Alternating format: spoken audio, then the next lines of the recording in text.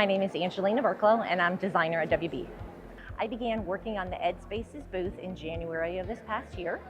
In the beginning, we just kind of started to think about what we wanted to have in the show this year and what we wanted to present, what was new, what was old, new things coming on that we wanted to make sure everybody would see. So we wanted to show a couple specific products this year. Our A-frame is a new unit that we've used in the past for CTE products, but we wanted to show different options for it. So you could use it in dining spaces, in store spaces, in maker labs, and then we also wanted to show some of our additional CTE products that we have.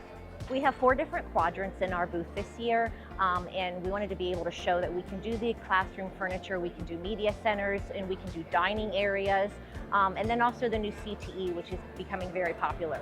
I believe that the design process that we use for this booth will help bring people into the booth and then also let them know what we can do for them.